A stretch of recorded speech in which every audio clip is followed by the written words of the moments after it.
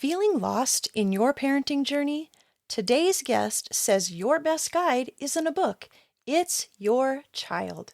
After her own pain of losing quadruplets, she turned her sorrow into something incredible. She shares profound insights into parenting, resilience, and building lasting family connections, even when it's tough. Through powerful stories of her own journey, she reveals how to turn parenting struggles into powerful opportunities for growth. This episode might just change how you see your parenting struggles forever.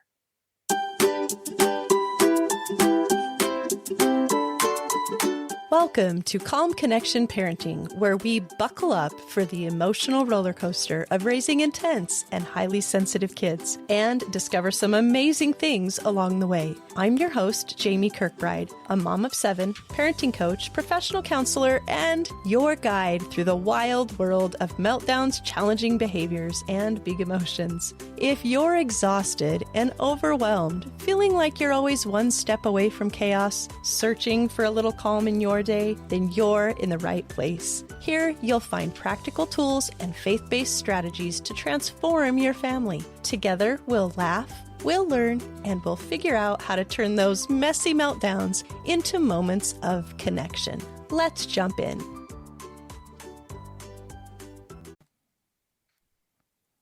Very good. I am so glad to have you here with us today. We have a special guest, Debbie Simmonds. She is an author, wife, and mom of 9 adopted children. As CEO and founder of Anchor Point, Debbie leads a mission-driven organization dedicated to helping families thrive through counseling, education, and community support. Her new book, The Heart of Legacy: Living a Focused, Faithful, and Fearless Life, is available now on Amazon, so you're going to want to check that out. Debbie, thank you so much for being with us today. Can you tell us a little bit about how you are helping families? Yes, I'd be glad to. And I'm super glad to be here with you. So Well, it's a, thank it's a you. pleasure. But I would say, as CEO and founder of Anchor Point, you can always check that out at anchorpoint.us. But what we do is, what do we need to do to help parents figure their way through life, basically, and ultimately thrive? Because everything is overwhelming when you're new in the parenting world, and Right. then every child is different, right? And so, Right. so we want to come alongside those families. And so we case manage them from the standpoint of, how's life going? What are you trying to accomplish? Where are you trying to go? How can we help you remove roadblocks and be successful? Because we know you can do this. And so we want to encourage you as much as we can. If we have someone that comes to us that is pregnant and is homeless, then we run a maternity home that is an 18-month program where they can actually have housing, and we can work on things like spiritual development, educational, physical, mental, everything that we need to be able to help this sweet mama figure out how to be able to provide for her and her child over that next 20 months. And that might be a technical degree or something like that, but let's get you moving in the right direction, take the pressure off of being homeless, and help you figure your way. And then do our Hope Community initiatives, which really are our education classes, whether it's prenatal, parenting, working with kids that are struggling, neurodivergent kids, all those types of things. We want to offer different seminars and techniques and things for families just so they have the resources available to them. And then we do our therapeutic camps, our Pathway to Hope camps, to help those families know how to deal with the child that God has given them. So Oh, we that's just are all wonderful. about family. That's what we That's want to be. right. Yeah. That's right. So We talk a lot in this podcast about helping our children be all that they were created to be. And I think mhm. sometimes we just need some support, some education, some tools to do Yes. that and to do it Mhm. well. So that sounds like a neat project that you got going there. The camps sound wonderful. I'm going to give you some time at the end to tell us a Okay. little bit more about that. But Debbie, I know you have quite a story. I just met up with you within this last week, and I just wondered if you might share some of your journey and what kind of brought you to the point where you are now. Sure. It's a wonderful question. It's a loaded one, but That's right. it's exciting. And I would say, first of all, all of us have gone through hard things. And so my story is no different. It's just a hard thing that I've been able to go through and have learned how to thrive out of. And that's what we want to take away from it. So the short story is that I always wanted to be a young grandmother. That was my deal. I wanted to be a young grandmother. So I tried to convince my husband in college to get married early so we could start trying to have kids. And it all stemmed from the fact that I didn't have grandparents. Mine had passed away before I was born. My parents were the younger of large sibling groups. And we had a lady that adopted us as a grandma, and she rocked my world. I loved her. And I was just like, I want to be like her. I want to be young. I want to be able to run with my grandkids. I'm going to have fun. And so this journey went on, and, lo and behold, things don't always go as you expect. I ended up having difficulty getting pregnant. And ultimately, after a bunch of infertility and fertility stuff that we did, we got pregnant with quads. And wow. yeah, so we were excited and overwhelmed and all this stuff. And every day is a miracle when you have multiples. So we started this journey, and we believed that we would figure our way. We didn't know exactly how. I was the breadwinner at the time, and they're telling me I'm going to be put on bed rest. And I'm looking at my husband going, I don't know what you're going to do, but we're going to figure this out. And what happened was, as we went through that pregnancy, at around 24 weeks, we were in a car wreck. We were going to the hospital to take a tour because I was getting very large at the time. And they kept me overnight because I said, I think I'm having contractions. I can't really tell, but I just feel bad. And I was having them about 2 minutes apart, and they got that all under control. We made it through the night, and they let us go home. And they just said, you're going to need to kind of rest and take it easy and everything. And we knew at that point, every step was a major milestone just to make it to the next one. And at 26 weeks, our boys were born. And unfortunately, that was 30 years ago. And at that time, the technology just did not exist. You see babies that are born even earlier than that now that are saved. So my boys were simply, as they were born, they were placed in my arms, and they just passed away and went to be in heaven. And so for me, that was a huge, you have these things that are life impacting. That was a huge life impactor for me. And I remember that night laying in the hospital with my husband. I told him to crawl up in the bed with me and just hold me, because we just, went to the hospital to have a birthday, and now we're having a funeral. And, there's just all this stuff that's going on. I can't And even imagine that loss and that yes, grief, yeah, man. yeah, and it was really hard, but I will tell you, I have never experienced God m- more than in that deep time of just, I had so much peace and so much calm, and He was clearly there in the middle of that very difficult situation. So in that hospital room, I remember telling God, you know what?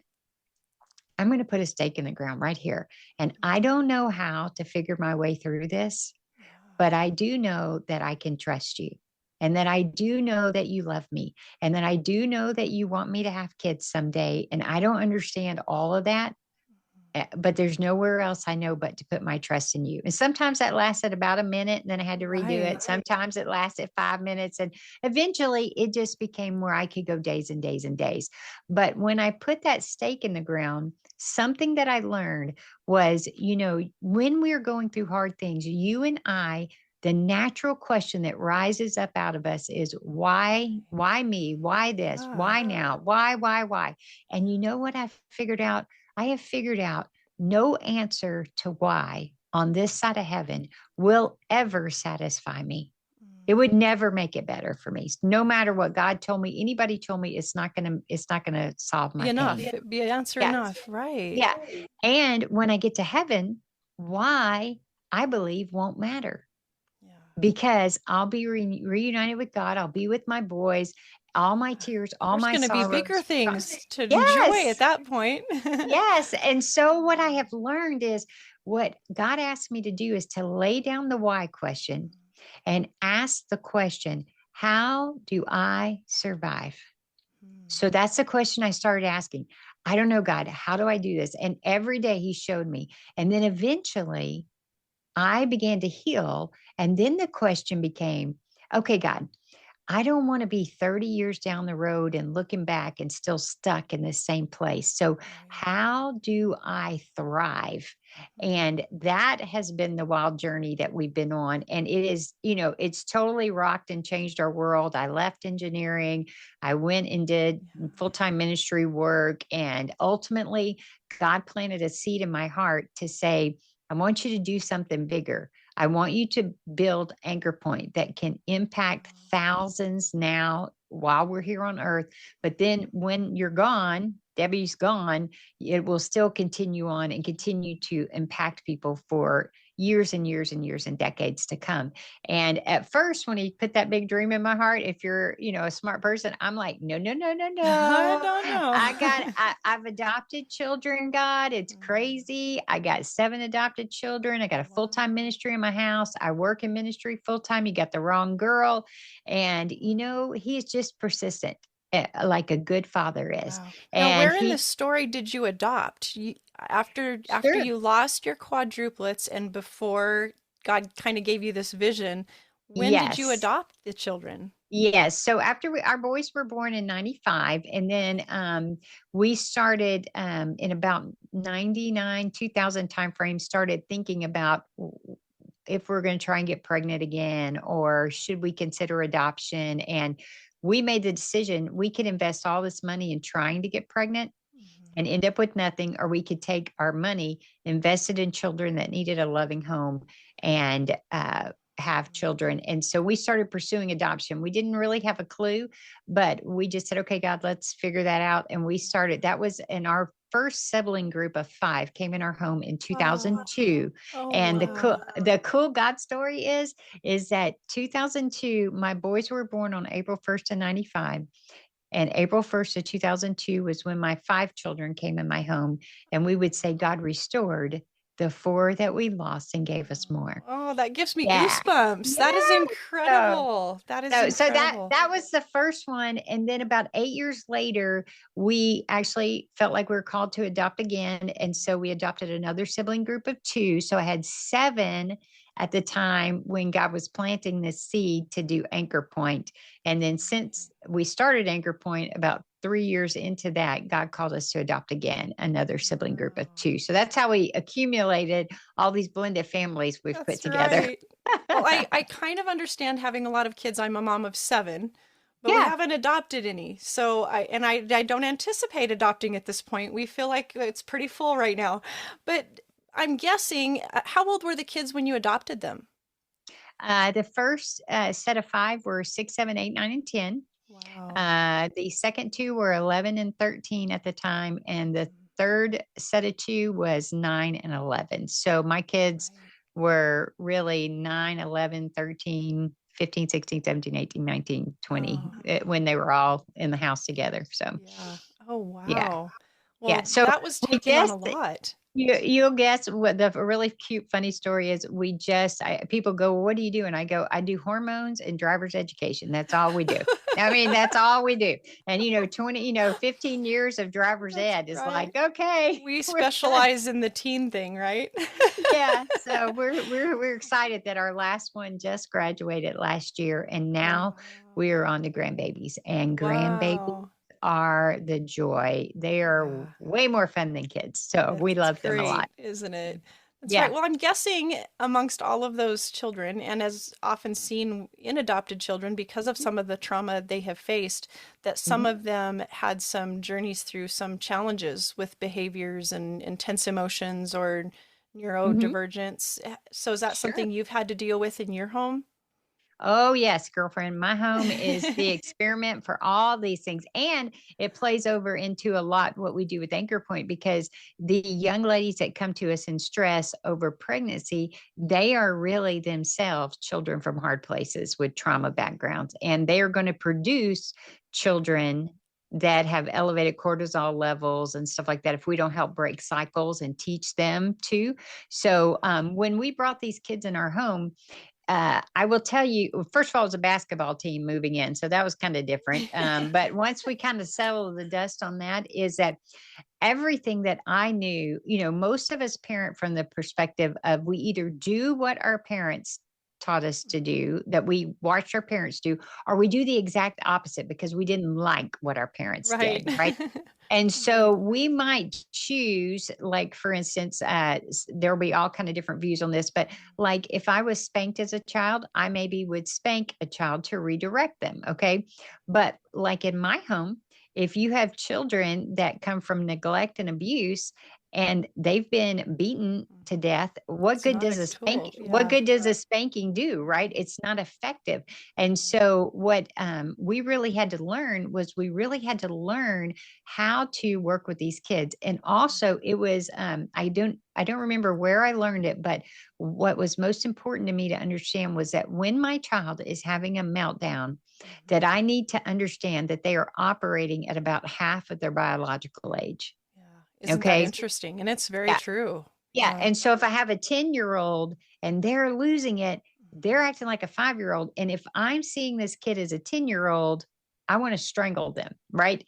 But if I understand it's a 5-year-old, I deal with a 5-year-old totally differently. So if I can wrap my head around that, I'm a 5-year-old, I'm going to go, hey, buddy, come on, buddy. Does it, and You we're going to address their sit down. needs more than you would, Yes. yeah, than rather than Yes. being frustrated or thinking it's defiance or Yes. And that's right. so it's really important for us to learn those things and to learn to how to read the children that we have. But we had to be very open and very willing to enter into hard spaces with them, because when these children, and even biological children are the same, children with trauma just intensify it. When these children came into our home, how much do they really know they can trust me? Every Right. adult that they've had in their life has let them down. Yeah. Right. Very The true. people that were supposed to love them the most have abused them or neglected them or abandoned them. And so when they come into my home, they come in and they are really, really good, which is great because you're going, oh, this is going to be great. It's like the In the honeymoon beginning. period. It's the honeymoon period, right? And they get really comfortable. And here's what they're doing in their head. They're going, can I trust you? Right. And then they go, okay, I know you like me when I'm good. Will you like me when I'm bad? Yeah. Because every time I'm bad, someone leaves me or hurts me or does something. So then they will try everything in their arsenal of bad things that they've done or, just That triggers. might make you leave Yes. them. Yeah. Yes. And they are checking to see if I'm going to stay, if I am still going to love them and everything. And then once they try all those things and I don't budge, I'm still there, then they go, now it may be okay for me to give you my heart. And then you Because become their safe person, right? yes, Yeah. and safe people's hard too because they take all their stuff out on safe people. But Yeah. but I teach people it's like walking in a room. It's like that child walks in a room and it's a completely dark room. The door shuts and they have to figure their way. So they go around and they push on the walls to see if the wall's going to fall. Because if we know the boundary, then we know we're safe, right? And so this is what these children do. And then you take blending families. So now I got these 5 trauma kids, these 2 trauma kids. They come in and they go, you're not my sister. I hate you. Da, da, da, da, da. And I'm like, no, no, no, no, no. We all like you. We love each other. We might not like each other all the time, but you are brothers and sisters. So quit that stuff, Right. So, and so we just have to be okay. And I think the number one thing for families and trauma kids just bring it out, are challenging children sometimes, is, they have to know that no matter what it is, that I'm still going to be here. Yeah. And That's if I'm true. still going to be here, then when I say, I mean, I've had kids do crazy things and the schools call me and I'll go up to the school and I'm like, that's the most creative thing I have ever heard someone do. I can't believe you did that. And it was a bad thing. But I'm like, that's very creative. Now, if we can just channel this to positive things, That's right. this would be great. But I Yes, said, yes. hey, buddy, we have a hole now. And I am here to walk alongside you to be able to figure our way through. Yeah. I can't do it for you, but I can do it with you. And And that's so, what kids need, whether they're yes, biological or adopted, whether they've had a trauma that people know about or something that, maybe in their system, their unique wiring has them to where things yes, feel like threats when it doesn't really need to, or, right. whatever that child's unique wiring might be. I'm guessing there's parents that can identify with what you're sharing, and having those big emotions and challenging behaviors can really be a burden at times. It can make you feel like you're struggling through, or like you're doing it all alone, or that you don't Mhm. have the answers. But you talk about this concept that I really want you to share more about. You talk about that kids don't come with instruction manuals, but they are the instruction manual. And I want you to share more on your perspective with that, because I think that's really important. Yes, and I will add in the shark story too, because I think this will help parents too. Is we all love the fact we might not use instruction manuals, but we all are confident that the stove has one, the dishwasher has one. We can Right. go figure out where to get the answers, right? Even if That's we have to right. Google it or whatever. That's right. And so, parenting is one of the craziest things that you can get into with like no No training. training. Let you take that baby home from the hospital. And I'm like, are you Yeah. crazy? One of the I'm most like, important totally, jobs that has no training. Yeah. yes. And I'm totally not prepared. And so, I think it's so important for us to train up our families. But if we understood that our kids are the instruction manual and that my job is like that of a private investigator. Mhm. I am just looking and going, Yeah. okay, we're having a meltdown. What happened right before it? Mhm. Did we take some medicine before that? Did we skip lunch? Did we have some Yeah. crisis the night before? And I'm trying to look at and put all these Mhm. pieces together to figure out, okay, how can I help this kid work their way? Because here's the deal, there is no problem for a child to break down. We as adults break down, okay? And actually, resilience is taught when we break down and we recover. Right. Well, Right. okay. And we need kids who are resilient. We have too many kids nowadays that aren't resilient. They break down, they lose it, that's it. But we need kids that can lose it, figure their way through it, and get back up and do it again Right. and learn to do it better. And so Right. it's okay for a kid to lose it and for us to realize that we're teaching resilience. That's what we're Right. teaching. And so for us as parents to go, okay, all right, buddy, here's what we have. We have a meltdown. We've worked our way through the meltdown. We've got our blood sugar level back up now, Ate some and protein. We're I love you and we're all good. But like when we go to do a redo, or we learn how to substitute our words versus pitching a fit, because we do puppet play to learn how to do that. But we're going to teach you how to begin to change that. And then we're going to celebrate the fact that you're making success. So as soon as I can recognize that I might not go find an answer in a book, but my kids got the answer I right love there. that. I love Yeah. that. And I Yeah. love how you equate it to being a detective. We talk about that in my coaching Yeah. program a lot. We have to approach our kids with curiosity and Yeah. realize that when we approach them with curiosity, we're open to learning about their wiring. We can put some of those pieces together and then start picking the tools and strategies that work well for them, whether it's for their personality or their mental health Certainly. issues Hmm. or their emotional needs. All of those pieces are so important. So Hmm. I love how you use that concept of that they are our instruction manual, which is Yeah. why we need to learn to tune in and really learn to read them and Yeah. understand them. Mhm. That's Yeah. great. So let me tell you the shark thing real quick. Real Yes. just okay. So us as parents, most of the time what gets in our way is not our kid losing it. It is my internal stuff. Okay, from my childhood and everything that's getting riled up in me, because your kids are really good at hitting your buttons. Okay. We And get triggered, right? that's usually the healing that I need, right? Okay. Right.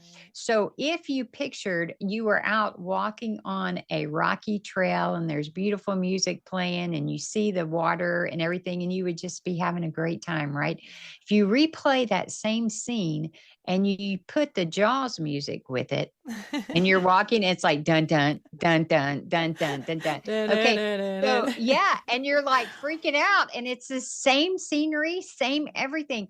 But what I love to teach parents is that would the feeling that you get like that is you've entered into your shark waters with your child, Right. and you can feel it in your body. So I'm like, I feel it in my chest. Some Mhm. people feel it in their gut. Stomach, yeah. Yes, some people just get tense all over. But as soon as I can acknowledge that this is lit up in me, Yeah. and I can say something like, oh, that's my shark waters, Hmm. then I immediately calm my stress system to Yeah. be able to stay in with my child, or I can make sure my child is okay, take a few minutes for myself, and then come back. But I can't tell you how many parents who have learned the shark thing to just go, Yeah. oh, that's my shark That's my waters. shark water. That's great. I love that I'm losing analogy. it. And the more we can name Yeah. something, the more we can tame it. That's right. Okay. Name it to And if tame I, it. yeah, and if I Yeah. can tame me, then I can be the regulator that my child needs. If not, Yeah. I'm going to lose it. They're going to go further. I'm going to lose it. We're all going to be black and blue when Yeah. we're done, Yeah. So that shark analogy, just keeping that in your mind is Yeah. such a great tool for I me, really even like now, that. I all the really time. like that. Yeah. Well, let me ask you this. I know some parents really struggle with this feeling like I'm just failing. I'm not doing it right. What would you say to that parent that is struggling through that? Oh, the first thing I would say is, I want you to breathe. Yeah, just, that's right. just breathe. You are okay. The problem is that when we have a child that is challenging, the number one thing that we begin to do is we begin to isolate. And when we isolate from people in the community, then we become very lonely and we feel like we are the only one struggling. And that is Right. so far from the truth. It's a trap of Satan to Yeah. just take us out. And so, what we need to understand is, if we can just realize, have safe people in our lives Mhm. that we can talk to, that is so powerful. People that can help me reset my mind right, or who can babysit my kids so I can just go lay out by the beach and go, dear God, please, help me figure Help. out how to do this right. Yeah. But how do I have, self-care built in there? But what we need to know is that if you get it right 100% of the time, you're actually doing a disservice to your kid. Right. Okay. And the reason Right. for that is because we're never going to teach them resilience. Right. And they're They're never ne- going to do it right 100% of the time. So yes. they'll think what's wrong with me. Yes. And so, yeah. And they think you already have it, well enough together. And they actually need to know, no, mom falls apart and Right. you fall apart and we fall apart together and we figure our way together. And And we pick it so up for together. parents, yeah. And so for parents, what I say is, statistically, it's shown, if you and I can get it right about 30% of the time, Hmm. then our kids are going to be okay. And the rest of the time, if we can work on that restoration process of Mhm. full circle back till you and I are in a good place together and we're connected and we're moving together, then Yeah. we can figure our way and our kids will be stronger. So I can't tell you how many dads I've trained that go 30%. And I'm like, yes. I said, like, if you bat 300 in the professional baseball, where are you going to end up? And they all go, Hall of Fame. And I Yeah. said, I know that's 30%. And I said, and they're like, okay, I can do this. And I'm like, Yeah. that's That good. feels like a And lot less pressure that way, doesn't yes, it? yes, and to know, to know that we can get it wrong and Right. we can still figure out how to be okay. There is so much power in that, and we don't have to be ashamed of, the fact that, I've had to sit in Walmart on the floor while someone's losing it in the basket Mhm. till they calm down, um, Yeah. that's okay. And you know what? Everyone else is not looking at me talking bad about me. You know what they're saying? They're going, praise God, it's not me today. Yeah. So Right. I'm going, hey. And so I love to come alongside families and just encourage them that you are doing the right thing. Stay loving your kid, connecting with your kid, encouraging your kid, doing the resilience. Yeah. All this is way more important than even the educational components because it lays the foundation for success. And then education can be unlocked when that connection piece is there. Right. And so it's powerful for families to just realize you're not Yeah. alone and that you're okay. Oh, that's great. Well, let me ask you this. What is one bit of wisdom that you often tell parents? Oh, that's a good one. My favorite statement, and my staff would tell you, I tell them this too all the time. They'll come to me with something crazy and they'll be flipping out. And I'm like, okay, I need you to breathe. That's the first thing I say. And then the second thing is, what's the next best step? Not the next right one, because we don't always know that the steps we're going to take are going to be right. Okay. But the next best step, what is in this situation the best thing that I can do? And once I figure that out, I want to take that. And then it's what's the next best step. So with my child, if they're losing it, the next best step, first thing might be that we just calm the situation down. Yeah. And then the next best step might be blood sugar, protein, this type of thing to get that kid's equilibrium back up. Oh, yeah. Then, and then the next step might be, let's cuddle for a while or let's play and just connect and let me look into your eyes and tell you how precious you are to me, even when it's good days, even when it's bad days. Or it might be, I need some time for myself. So what's my next best step for me? So whether I'm building a business or we're doing a family or I'm doing life, it's always, what's the next best step? God can work with the next best step. And he will open and close doors appropriately. But if you and I are just going, okay, this is the next best step, and this is what we're going to do, and I can manage that. I don't know what tomorrow's going to look like. I don't know what 10 years is going to look like, but I can be here in the moment. And the moment is the only thing that I can really change. And so that's trying to just, block out everything else that's trying to get in there and just go, let's just do this one thing. And let's figure our way. And so that's what I always encourage people with. Keep it simple and breathe and just go, this is what I think the next best step is. And let's do it. I love that. It's simple and it's easy to remember. Yeah. In a crisis, next best step. I just got to figure my way. The next best step. That's right. Yeah. Well, can you share a little bit about the family camps at the Anchor Point and how they might be of help to some of the families that are listening today? Sure. Yeah. So it's our Pathway to Hope camp. And this camp was designed to deal with neurodiverse kids. We have kids with trauma backgrounds. We have grandparents raising kids. We have adopted kids. It is a extremely high intent therapeutic camp. And I like to call it VBS, a Vacation Bible School on steroids, and breakdown central. Okay. Because we talked about, failing and getting back up and doing again. Yeah. So we bring them up, bring them down, bring them up, bring them down. Someone's going to lose it. Right. But we're trained to deal with them, and every kid has a buddy and the whole family goes together. Oh, wow. So it's about 1.5 years worth of therapy in about 6 days. So it's a day camp. It's intense. It's a ton of fun. But our goal is to put all of us on the same wavelength, same terminology. The parents go and do training with me or one of my other staffers, and we teach them trust-based relational intervention. We teach them circles of security. We look at adult attachment inventories for them, and what is your stuff that's getting riled up in you. We bring nutritional people in to work with them, and everything just to empower them as parents. Their kids go over on the kids' side. Each kid has a buddy they're never more than 5 feet from their buddy. And what the goal is there is we bring the kid and the buddy close together, and we're recreating the umbilical cord. Then we're learning co-regulation, and we're moving towards self-regulation. So that's why we're never more than 5. And you got to use your words. And there's lots of key phrases that we use, such as listen and obey, with respect, permission and supervision. Easy, short words that can be learned. We know that if a kid can feel safe, and you feel safe when you're laughing freely. Okay. That's the way when they feel safe, they can learn something in about 14 tries. If not, it's going to take me about 100 tries. So that's why I would opt for 14 any day. Yes. What about you? Well, especially if you have a lot of kids. But when we're at camp, and that's why it's so much fun, and we drill these things all day long.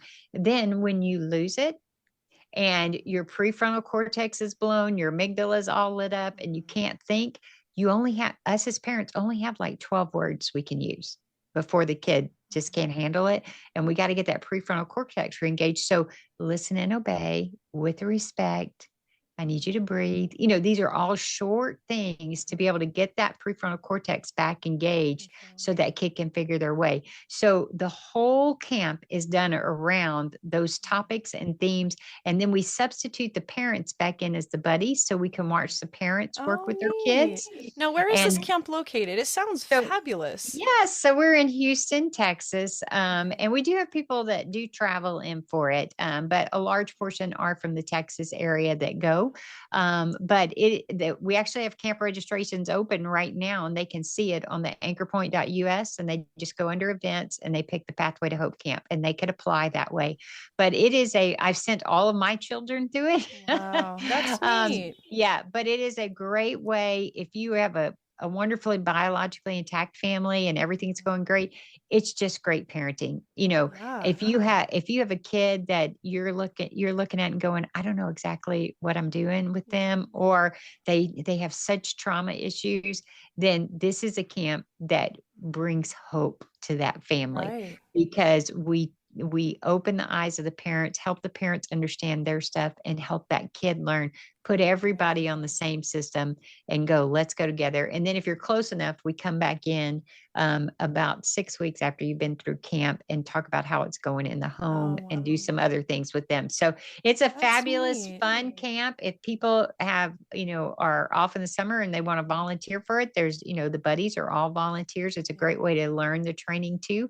But we just want that to be a blessing to families. And, I truly believe that no matter the situation with the child, no matter the situation with the parent, that there is no one beyond hope. And we want families to know that and to walk in that confidently. And a lot of us still got a lot of stuff we got to figure out, but we can still do this. Yes, and God will make a way for that. That's right. It can be such a tough journey, especially when we're dealing with some of the diagnoses or the emotional intensity, the kiddos who are highly sensitive or have those challenging behaviors. But it sounds like a wonderful place to get some tools and some strategies. And you've shared some great tools and strategies with us today. And I thank you for being here with us to do that.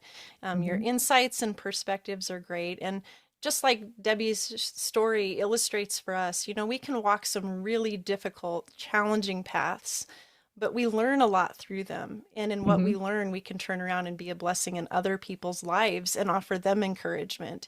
And so I so appreciate your message of hope today. So if you are a parent who's listening and you're feeling weary or overwhelmed because your child's path is challenging, I want you to take hope, because there are great resources out there and other people that are going through the same thing. Sometimes you just need to know you're not alone. And so I just want to encourage you. I hope that you have heard something today that might just stick with you and be that encouragement in that moment that feels extra challenging. And remember, you're never alone.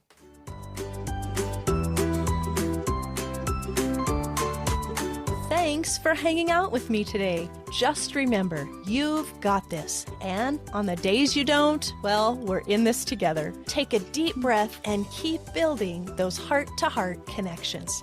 If you found this episode helpful, please share it with a friend who might need it too. And don't forget to connect with us at parentingwithpersonality.com or in our Parenting with Personality Facebook support group. We'd love to continue supporting you there. Until next time, keep calm and parent on.